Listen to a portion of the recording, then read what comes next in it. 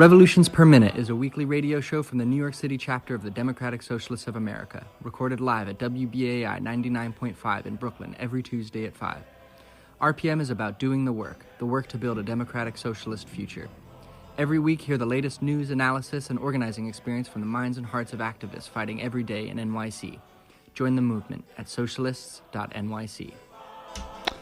Yo, what's good, New York? You're listening to Revolutions Per Minute on WBAI 99.5 FM. This is a socialist radio show and podcast from members of the New York City chapter of the Democratic Socialists of America. NYC DSA is the biggest chapter of the largest socialist organization in the United States. We are run by our more than 5,500 members and organizers who are working together to build democratic socialism in all 5 boroughs. Today, we're discussing the NYC DSA's convention that occurred this past Saturday. Throughout the episode, we'll be speaking with Ziad Hamad, our newly elected treasurer for the steering committee, about organizing for socialism both within the labor movement and outside of it. We'll also be hearing an interview with our 2 co-chairs, Bianca Cunningham and Chi Anunwa, about their experience at the convention, as well as their assessment of the state of NYC DSA and how it can continue to build working class power here in New York City. But first, the headlines. Hello, New York City. This is Kyle Sorrell with the headlines. In state news, the fight for housing justice is getting close to its crucial inflection point. The state Senate has yet to come out with a unified position on the package of 9 bills known as universal rent control, introduced this session and backed by a powerful movement of housing activists. There is worry that a lack of unity across the Senate and Assembly will open up room for Governor Cuomo to negotiate the final forms of the bill, which, if we know Cuomo, will likely have detrimental effects. Now is the time to get involved in this incredibly important fight. In other Cuomo news, the governor signed a bill repealing the gravity knife ban that criminalizes many standard work knives and has been used to disproportionately arrest people of color. The governor had previously blocked attempts to repeal it, but years of activism and pressure from progressive politicians finally forced his hand. In electoral news, a donor reporting deadline for the Queens DA race has revealed that Tiffany Caban overwhelmingly leads the pack in small donations, but that establishment favorite Melinda Katz is leading in dollar total with over a third of her funding coming from real estate developers. Katz and Rory Lantzman have both received money from REBNY, New York's infamous real estate association, and Gregory Lasak has received donations from police unions. The movement behind Tiffany Caban is hitting high gear in the final weeks before the election on June 25th. DSA-backed Congresswoman Alexandria Ocasio-Cortez has embraced the movement and joined Caban at the Queen's Pride Parade on Sunday. If you don't know, you're about to know. Tiffany Caban is going to be our next We need everybody out here knocking doors, tweeting, texting your friends, your cousins, everybody. We're going to end cash bail. We're going to make sure we stop locking people up for marijuana, and Tiffany's going to be the one to do it. So pull out your phone, because June 26th is the day. Scratch that. June 25th. June 25th is the day Queens needs to go out and vote for Tiffany Caban. Woo! Yeah. Hell yeah. Huge things happening this summer in New York City. Go to your local DSA chapter to find out more. Back to you, Jack. Our daily headlines are brought to you by The Thorn, an incredible weekly newsletter by NYC DSA Electoral Working Group, covering local politics and radical activism. Subscribe at thethorn.nyc. So we're here today talking about New York City Democratic Socialist Convention that happened this past weekend. It's an event where we really put democracy into action. We discuss our priorities for the future as well as assessing our past. Where can we grow? How can we build power in a different way? But before we dive in specifically to the convention, just want to introduce our guest here in studio and have him discuss, why he got involved in the struggle for socialism and why he joined DSA specifically. So, Ziad, can you just share with us, what brought you into the movement? Ooh, that's a really tough question, but let me try to answer it quickly. So as you know, I got selected as treasurer of New York City DSA. I also work for a telecommunications company in construction, and I'm trying to get active in my union. So most of my time is actually spent at work watching my coworkers' backs. in terms of my political leanings, I'm generally averse to joining groups, and I actually had a pretty bad experience working with some left circles, so it took me a while to get involved in any explicitly political group. But DSA seemed to have a lot of relevance to the general public, so it was on my radar. I think in 2015, I was attending Jacobin reading groups, and after a while, that energy was funneled into DSA, and I kept my eye on it. I was pretty busy with work and volunteering and political stuff, so it took me a while to actually dive in and really get involved. But I was inspired by some housing justice work and also some immigrant, basically just like racial justice work for immigrants in the States. And I was like, okay, people are focusing on material issues here. This is something I care about. It's not about like, leftist factions or talking about who has the best theory on, what Marx is reading on today's society is. We should have done in 1917. Right. Or like what he would be saying now. I'm just like, no, like we know what we want. So DSA seemed to be the group where a lot of people were coalescing around this idea of like, what is working class power and like what is power for the people? And I was like, oh, okay, that's up my alley. Let me see what they're doing. Yeah, there's like more theory, than when you're involved in some like liberal organization or some like very narrowly issue-based group. It's an understanding of bringing these things together, but it's not like many, sectarian leftist groups that get stuck in the past and can never get beyond a single argument. It's really what DSA is doing is actually working on the ground and building power for people. So it sounds like why it appealed to you, and that's exactly why it appealed to me as well. Yeah, and it's, people like to point out that it's Democratic Socialist of America. It's actually very true. It's a very democratic organization, sometimes to a fault. We spend a lot of time building up our democratic processes, but that should, discourage anyone from saying, oh, this is another, crazy, radical, ultra-left group that doesn't really focus on building democratic structures. We actually do spend a lot of time doing that. Yeah, there's an open debate and discussion about what our priorities should be, how we should do the work, and also like how we should build those democratic processes. And it can be frustrating discussions at times, but I think it's much better that they exist than being in some sort of group where you either, like pay homage to democracy and then don't actually do it, or you have to be prescribed to a very specific form of leftist ideology to participate. That's not what we're doing here. Oh, yeah. And I would say that the radical element is also not lost on the members. Like, people still want housing justice for all. People still want Medicare for all. These are issues that the language came out of DSA, it seems, or was borrowed from another leftist orientation. These are really radical demands, and it's not just some pseudo-liberal kind of group. It's not the Democratic Party. It's not the Communist Party. It's something different. Yeah, and I think there is still a belief, and a lot of people, it's a Big Ten organization, and people fight for a radical horizon, and many members really believe and want to fight for a classless society, a society without domination. But there is also an understanding that it's not about talking about that end point all the time. It's about how do we actually work to build like working class power in our society to really empower people. And, that's how the transformation will happen. It's not theory is absent. It's not, we don't have a horizon or a goal of a much better world, but it's that we factor in both at the same time. And I thought that's what I really had that feeling at the convention, that there was this, there's long-term vision, long-term goals, but also focus on the concrete tactics and strategies of building power that it would take to achieve both our short-term like policy wants, like something like Medicare for all, or bigger goals of like a democratically run, worker-run economy. So what was your experience like at the NYC DSA convention, and how did it feel to like really participate in the democratic process?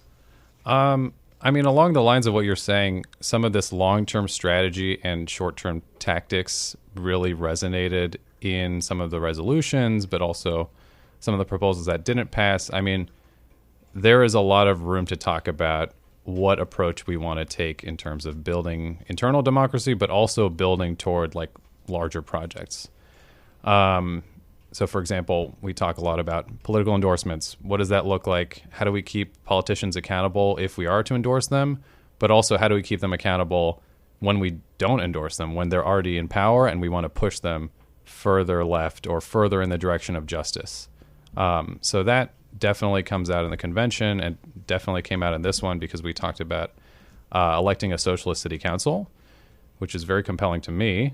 It was very compelling to the rest of the members as well. But the question of how we do that and how we continue to keep people accountable was always on the table. So I really appreciate the work that people do in thinking about this stuff, but also soliciting advice from fellow, electoral folks, but also people in the rest of the organization. I think it's a very collaborative process, and you saw that even when things get a little tough, like people have disagreements, we can all come together at the end and just say, okay, like how do you want to work this out? Okay, let me do this work, you do that work, great. No one's forced into a position of taking a party line or having to canvass when they don't want to canvass. It's really, you plug in where you want to, and obviously, we're making a commitment to certain policies and certain kind of ethical beliefs in terms of providing a social good to members, but also to the general public. And we do ground a lot of our conversations in like, okay, how does this build something? How does this build something outside of DSA? And also, how does this build something for the working class? I mean, we're not really just talking about DSA members here. We're talking about making a global stand against imperialism, colonialism, and capitalism, clearly. I mean, we throw that word around a lot. But I think it is always important to reiterate it, that it's what we're doing there at the convention, what we were discussing, what we were deciding on wasn't just about like our internal politics. It was really geared towards how do we not just build this organization, but I think more critically and more importantly, how do we build working class power here in New York in a way that can help build working class power all around the world. And so, as we've been discussing, this past Saturday was the NYC DSA convention, and I was there to record the official proceedings, as well as hear directly from delegates on their experience in participating in the organization's democratic process. So let's roll that clip. Over the last year, we've flexed this political muscle in some very significant ways. Every branch of New York State government is now blue. Every borough in New York City is now red. So we've grown in membership and we've grown in coalition partners, and we've put New York City DSA on the map as a force to be reckoned with. Last year, we've accomplished a tremendous amount. We've helped drive Amazon out of New York City.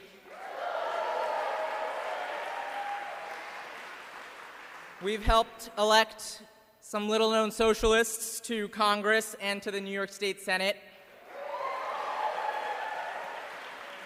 We've made real estate money taboo in New York City. And we've driven ICE out of courts. And we have been and we will continue to organize thousands of people for universal rent control.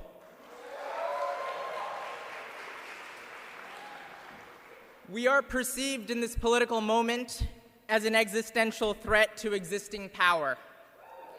The sustainability of this model is contingent on our members' authentic engagement in arenas of struggle. The struggle should always be tethered to those of working class people and to people of color. As we look forward, we have a number of tasks in front of us. First and foremost are our existing campaigns.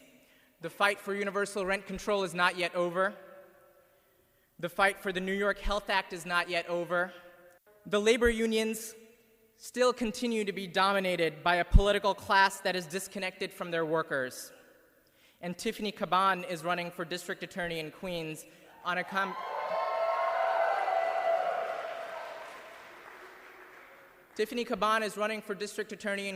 platform that combines decarceration and racial justice. We have worked on a policy platform that you'll all see today that many of you have already seen and worked on that demonstrates that despite the many different political ideologies that are present in our organization, there is much more that unites us than divides us. It's been good. I think that there's been a lot of consensus, and I think that's because of a lot of conversations that happened before the convention. It seems like really good conversations were had ahead of time. People collaborated, disagreed, and then started to come around on things. And that's really reflected in how smoothly it's gone. Of course, there's always disagreement. It's been interesting to hear different sides of things. There's been a lot of discussion about whether these emerging group of caucuses are a good thing or a bad thing for the organization. I think we're proving at this convention that they're good, that clarifying political perspective within the organization, allowing people to engage with each other with clearly defined political platforms, political principles, makes for much more nuanced discussion, much more mature discussion that amount to things being passed with the aim of moving them forward, as opposed to whether or not we're even dispersed on the question in the first place. And so what we're spending a lot more time talking about is how do we accomplish the things that we found alignment on leading into the convention. I'm really happy to see some diverse faces in the room, and this gives them an opportunity to be heard. I'm really enjoying voting, and I think that I definitely want to do this again next year. I like to be in the room where decisions are being made. So you guys are here, I'm here, we're here because we want to change our world, we want to change our society. And we know that the way to do that is through organized struggle against capitalists, but beyond that, we know that our socialist future is a democratic one. Given that we are the largest local of a growing socialist movement in the most powerful imperialist country in the world, given that we live in a city with 3 million immigrants, over 500,000 undocumented folks, and we have a progressive mayor who only weeks ago was advocating to expand cooperation with ICE, it should be imperative to this body not only to consider what has been proposed by members of this chapter in the immigration policy platform, but also the vision that they have proposed for the abolition of borders.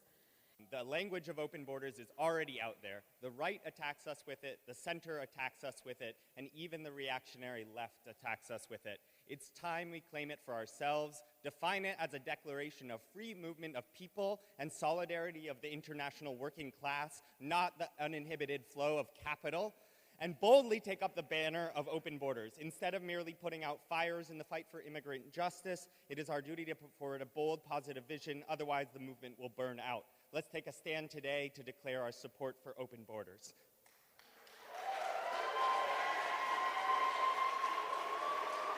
I'm really happy about the chapter passing a resolution on our borders because it's super important that that our border policy reflects our anti-colonial stance as socialists, and the fact that the New York City chapter is demonstrating a commitment to anti-colonialism says a lot about how we're going to be relating to people of color. So I'm really happy about that. Yeah, I am really happy that we brought open borders to the floor of the convention. I saw that as advancing democracy in a really packed agenda.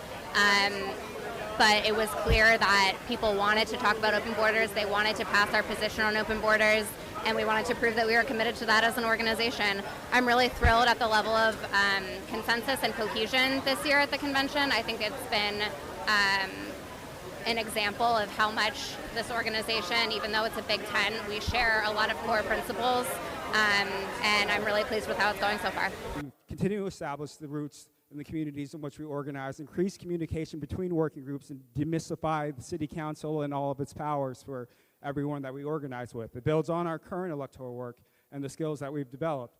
And we're talking about a slate here, so just imagine in all 5 boroughs, from Crown Heights to Inwood to Sunnyside. Imagine running a campaign, building new community trusts, and turning land over to the people for actual good and affordable housing. not for the development or investment of jails or condos, a campaign on demilitarizing NYPD and removing cops from our schools. Well, my name is Jasmine Sanchez, and I'm also a candidate for the 74th Assembly District for a female district leader. I think that one of the proposals that I'm really excited about was the election of a socialist city council for 2021. I always feel that election days are more like auction days here, and they pretty much sell out our communities to the highest bidder. So seeing folks that are running on a platform that's truly important to working class families is important to me. So I'm excited to see what that looks like. Hopefully it's something that'll transpire and we have an amazing slate in 2021. Following last year's convention, Labor Branch took a long and democratic process to select 6 strategic industries to focus and maximize the efforts of DSA socialists who understand the rank and file strategy to be a key component in the fight for socialism. While we believe every worker deserves a union, every worker has power, unfortunately, not all workers have a union, and unfortunately, not all workers have the same amount of power, yet. And many will consider the coming year and our battles to be a referendum on the socialist movement writ large. We, however, must remember that regardless of the outcomes, that we are merely standard bearers for a liberatory movement that precedes us. We're standard bearers for the folks that will come after us. And with every success and every failure, we must take stock and examine our work. Our movement will not live or die because of any one person or any one campaign. We are all part of a collective effort to dismantle the capitalist state.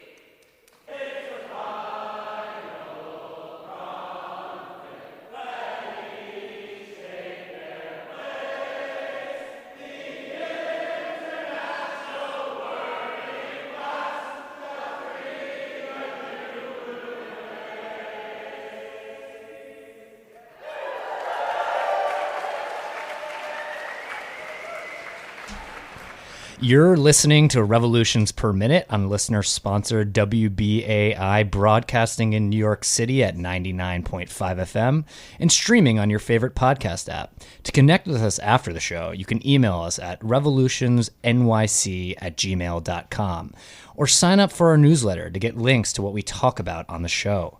You can do that on our website, revolutionsperminute.simplecast.com. You can also find us on Twitter at NYCRPM. Today, we're talking about NYC DSA's convention. You just heard directly from the convention where there was debate, deliberation, a number of policy proposals passed, some resolutions like strike solidarity and our stance against the punitive Sesta Fosta, which signaled our commitment to organize with coalition partners like Decrim NY for the decriminalization of sex work. So, and then there were other resolutions, like you heard, like open borders and social city council, that there was, some debate, but they passed after this discussion between delegates. Another one of those resolutions that passed after a debate was the rank and file strategy. Ziad, as a member of the Labor Branch, you helped put this resolution together. Why do you think the commitment to this rank and file strategy is so important for DSA as an organization? I would say historically, socialists, anarchists, communists, whatever, leftists you want to call them, have focused on the workplace as a site for activating people from the working class and having them make demands of capitalists, basically. So the Labor Branch, which exists within New York City DSA, there are also labor working groups across the country, have been focusing on what we call the rank and file strategy. And I guess to sum it up, it's about building leadership within the ranks of workers. So if you have a union, whether or not you have a union, really, the rank and file strategy is about building the capacity to organize, not relying on figureheads to determine what is best for that workplace or that union or the district of that union or the international of that union. It's really about getting people democratically involved in their union to build progressive politics at the state level, at the local level, federal, etc. You get the point. It's really ground up power. So the labor branch is making an effort to educate people about why we think labor is so important. I mean, I said historically, people have said it really matters. Of course, it matters now as well. People talk about how we've progressed so far. Everyone has a smartphone. We're doing so great. But at the same time, like, inequality is the highest it's ever been, maybe since the 20s. Even though everyone has a smartphone, you know, we have awful pollution across the world in creating, you know, the technology that we have today. No one owns a house. Everyone's renting. The rents are going up. We talked a little bit about, you know, the 9 bills to stabilize rents in New York State. But these conversations don't really happen without some analysis of power and some analysis of what institutions will actually make this happen. So I get this kind of cynicism from a lot of the people that I talk to about, okay, if I talk to a politician, what are they going to do for me? They're just going to say whatever they want so they get reelected. And I'm like, yeah, of course.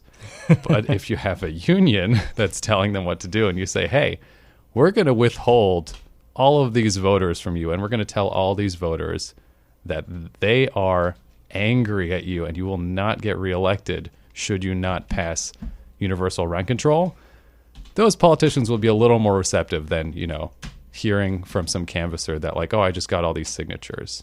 So I think that's the value of the rank and file strategy. It's not just building shop floor power, which is clearly important in building your union. That's how you build a strong union. I always say was meeting the needs, the material needs of workers in their workplaces.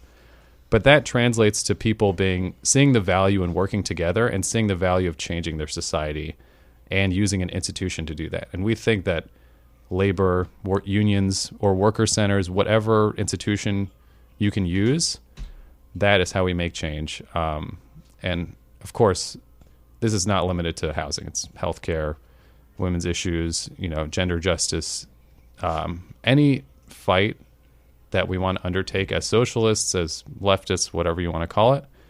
The labor branch really believes that labor is instrumental in doing this, and we've seen this historically in the United States and elsewhere. You can point to those examples today with the teacher strikes, with strikes in other countries. People won a four-day work week in Germany, I believe. Not Germany-wide, but within one union. But if you want that, you can get it. You just have to band together with your coworkers. So you have to be friendly with your coworkers to get that stuff. Yeah, I think it's critical you framed it in the sense that like unions are these, ideally these independent working class institutions that because they're based and rooted in working people and that's how they're empowered. That's a source of, what they are as institutions. And ideally, they're antagonistic against capital, against the ruling class, against ownership within a company specifically or broadly capital as a class. But because, as you were explaining, we live in such unequal times when people have, less free time, the cost of living is rising, whether that's rent, education, healthcare, where workers are in this weaker position.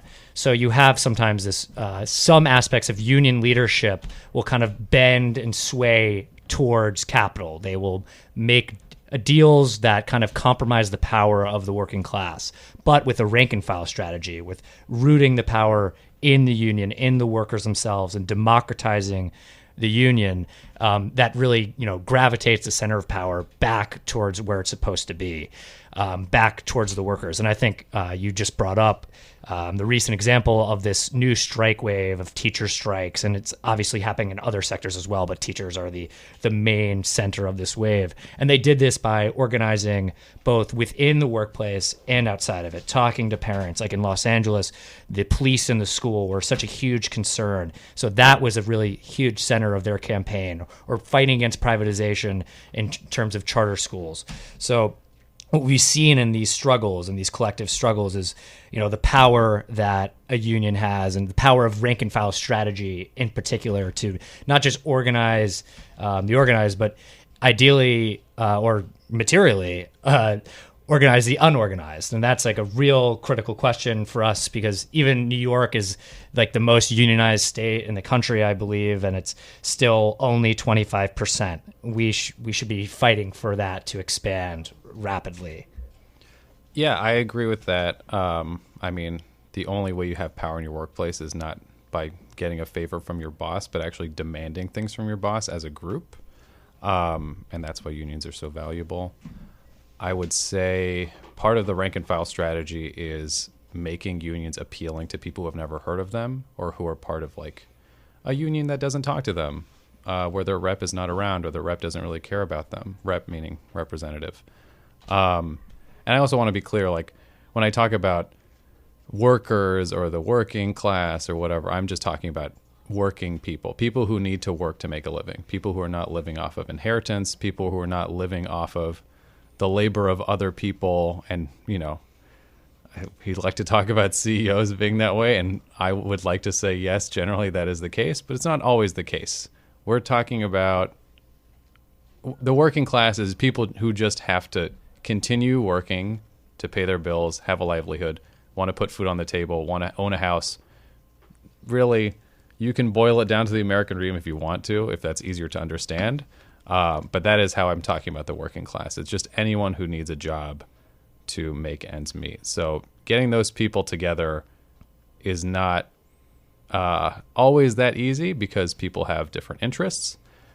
But I think the workplace is the best way to talk to people because if you, let's say, make a union appealing to someone who doesn't have a union, they'll question their conditions in their workplace and they'll think about creating a union or joining a union in their workplace.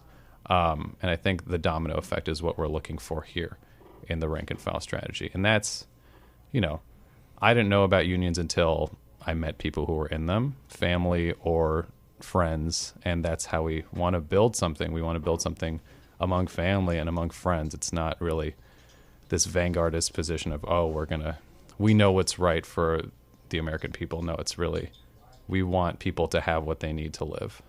Yeah, it's about empowering people in their daily lives so that they actually have real control. Like we live under this illusion in the society that we're free, but almost everyone has to sell themselves 5 or more days of the week to someone else in order to have a place to live, in order to have money so they have a place to live, food to eat, and they are constantly at risk and on edge of, you know, falling into the abyss. So it's a really tough position, and that's why it's necessary to collectively struggle as workers to fight for a better world. And unions and just working class institutions as a whole are really the critical front, or one of, if not the critical front, for building this sort of power to challenge the people that you have to sell yourself to every day. So you're listening to Revolutions Per Minute on listener-sponsored WBAI in New York City, broadcasting at 99.5 FM and streaming on your favorite podcast app. To connect with us after the show, you can email us at revolutionsnyc@gmail.com or sign up for our newsletter to get links to what we talk about on the show. You can do that at our website, revolutionsperminute.simplecast.com. Or you can also find us on Twitter at NYCRPM. Today, we're talking about the New York City Democratic Socialist convention that occurred this past Saturday. And yesterday, I spoke with our 2 elected co-chairs of the steering committee, Bianca Cunningham and Chi Anunwa, about their thoughts on the convention and the future of democratic socialism in New York City. Let's roll the clip. Hey, Chi, thank you so much for coming on Revolutions Per Minute. We're very excited to have you as one of our new co-chairs. So just to start off, why is the convention such an important part of NYC DSA in your mind?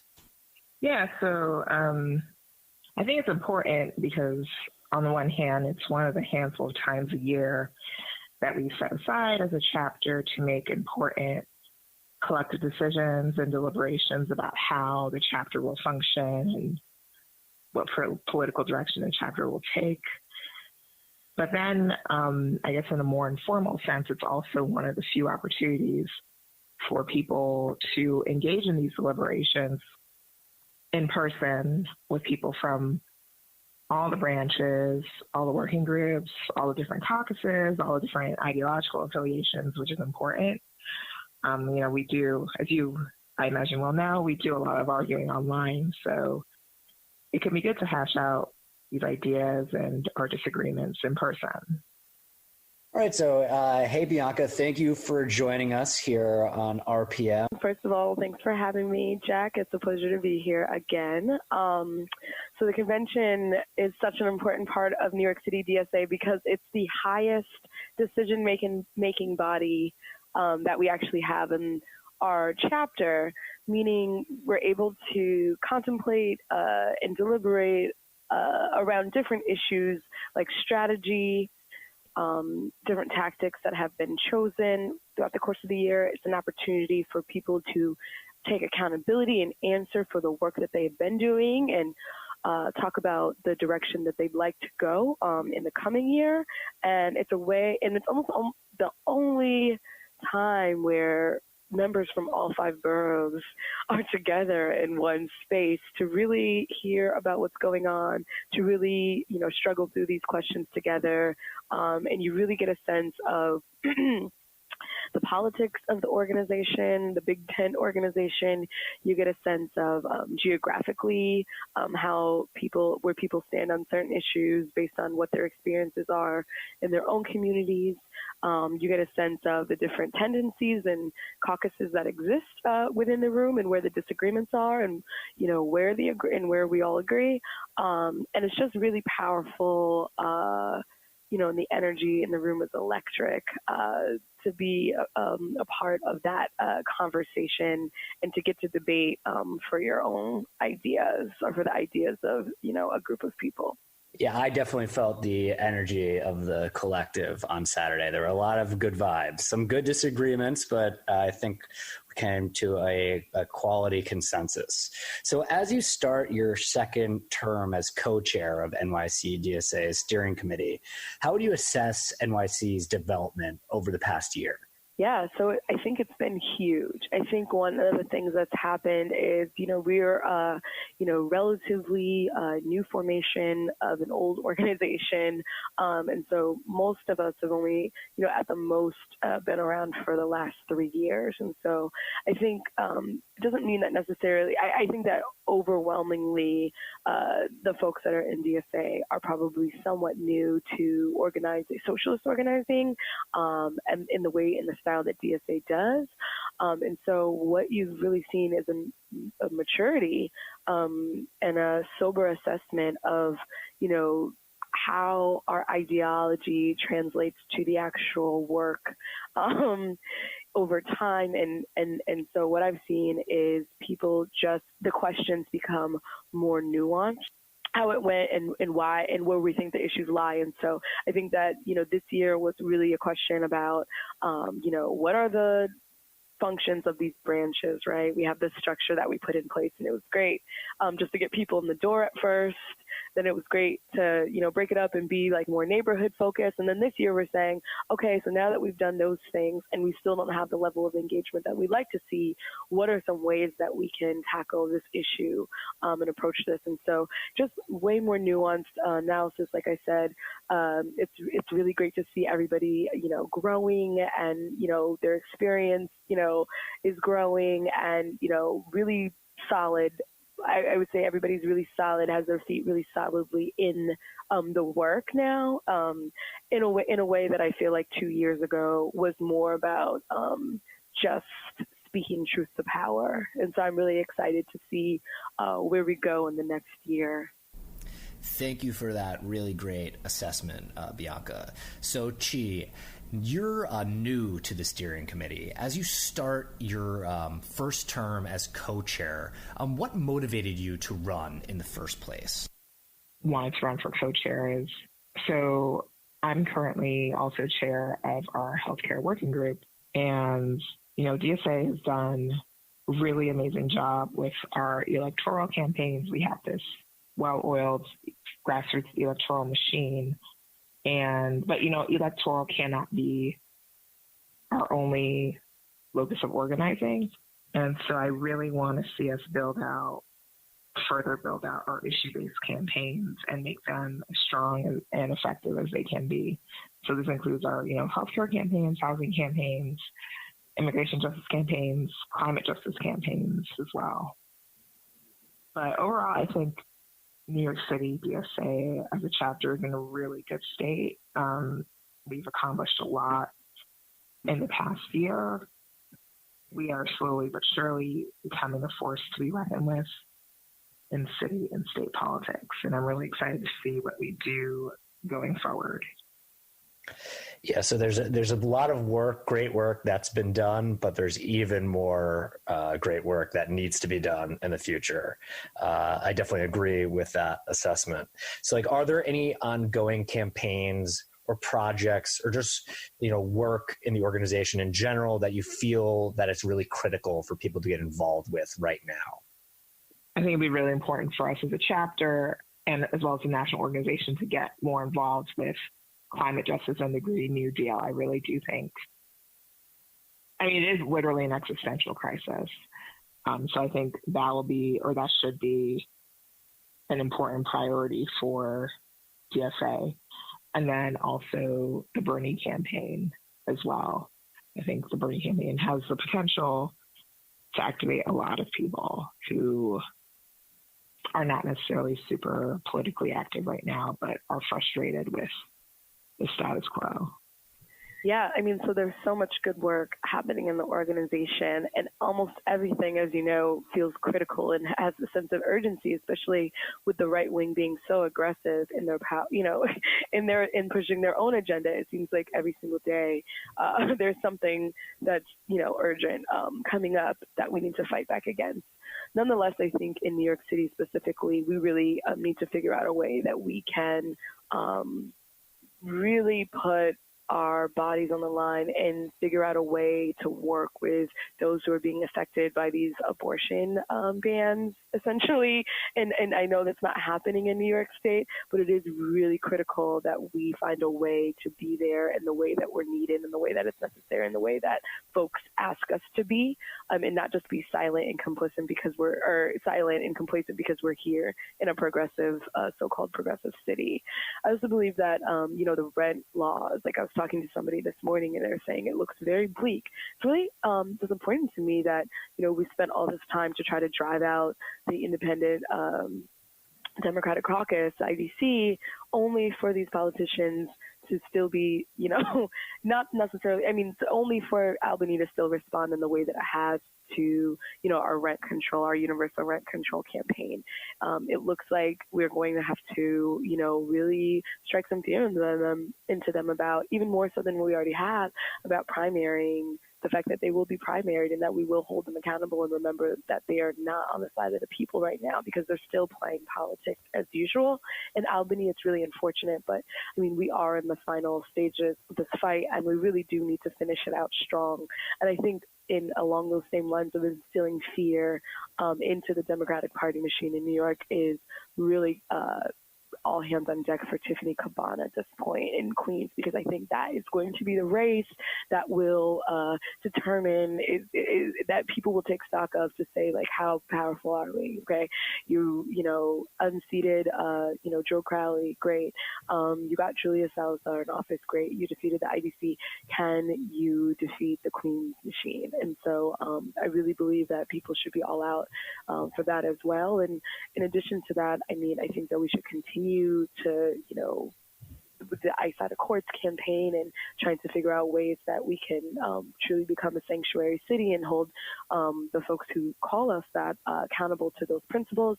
I think that we need to continue to fight against the school to prison pipeline, around the school suspensions issue. I think that all this work is really essential, but more so than ever, we really need to be taking our message out and trying to get like a class-based analysis out there, because, we're in real danger. And I think that even more so sometimes I feel than Republicans, especially in New York City, it's really apparent that we're fighting against this really entrenched Democratic Party machine who has no interest in taking any of these issues up on a real basis and are willing to really come for us and attack us on many levels in order to defend the status quo. And so I think that we've got a huge fight ahead of us.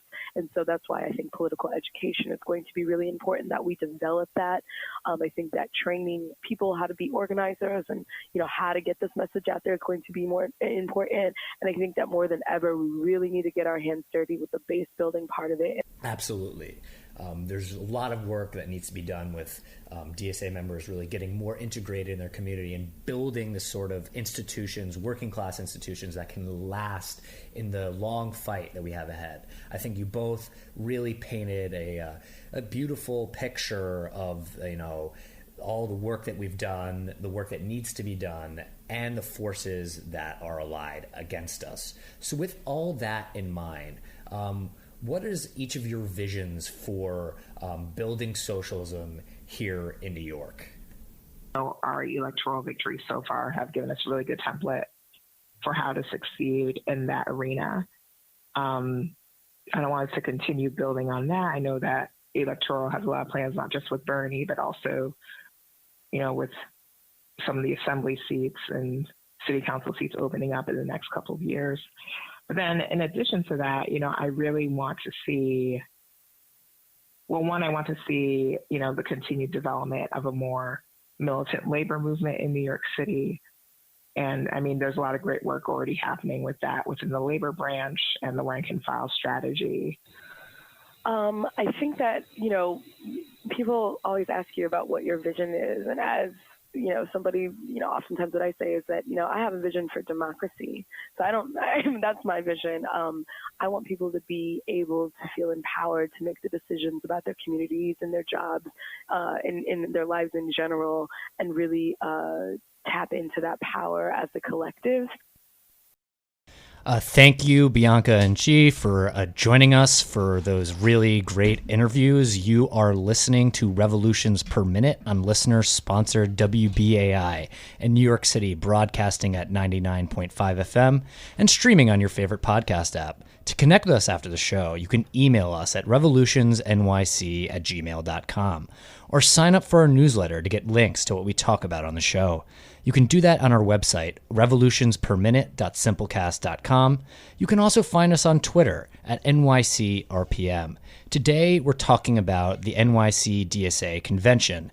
And before we continue, I just want to take a little time out to thank all of the great volunteers and organizers who put together the convention. It was a really a well-oiled machine. Although, I guess I don't want to use that analogy because oil is now a bad thing. But it was very well organized, and I got some interviews with volunteers that I wasn't able to fit into the report before. But I just really want to thank them for all their hard work. So we have about 5 minutes left in the show. And so at this time, we'd love for you to call in and talk to us. Please call us at 212-209-2877. That's 212-209-2877. And what's a big issue in your community or your workplace that needs organizing to address? And what sort of work would you want to get involved in with NYC DSA? But before, we'll take your calls if they're coming in. But something I just wanted to discuss is I'm very happy that both the Open Borders and the Socialist City Council resolutions passed, because I think they really speak to the nature of NYC DSA's vision, which is the necessity and the critical function of local work and building power in our own communities. And I felt like the Socialist City Council proposal was really addressing that. It was connecting electoral work with direct local work, organizing that's going on the ground, whether we build a campaign for city council around organizing community land trust, or getting the police out of certain schools, or for funding more public housing. There are all these local issues that can connect to the broader issues. While something like Open Borders, we're really making our stance that we are an internationalist socialist organization. We are committed to the global working class, to the free movement of labor, and that we're taking a stand against empire and the forces of reaction that are, out brutally. Every day it seems like there's more news that children are dying in concentration camps at the borders. This is a real horror. And the fact that we took a stance against this, a stance against imperialism, which isn't always, some socialist organizations in the past have betrayed internationalism for easy gains on the national stage. And we made a real commitment to that. We know that our fight against capital is global, and that we stand for the working class everywhere. So is there anything that we haven't addressed so far that you are really excited about coming out of the convention, or any project or work that you're really excited about for the next upcoming year? That's a tough question. Sorry to really throw that on you. Well, I don't really know what the treasurer role looks like, but I have some sense around the needs of the organization, at least from New York City's perspective. There's a national convention that people are going to attend in August in Atlanta, which I encourage people to try to go to if they can. I don't even remember how many people, thousands of people, I think, are going to be attending, which is kind of terrifying. I'm going to see if I can go. Yeah, it's going to be really hot. There's going to be a lot of people, but people should try to go. I might go if I can get off of work. That's always the question. But that could be exciting.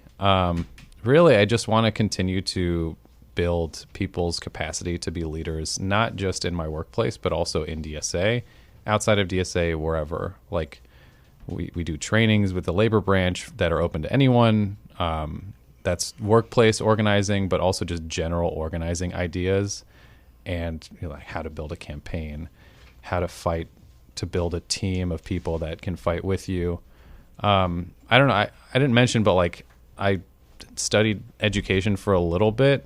Not, I'm not a teacher or anything, or a policy specialist, but something that I learned in working with refugee children and also in working in New York City schools is that we should place value in people's capacity to like work on something that fulfills them.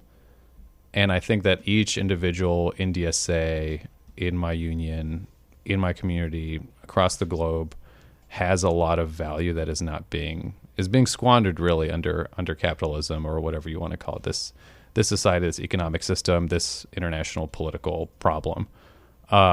People have creative potential that is not able to be unleashed because they're not truly free.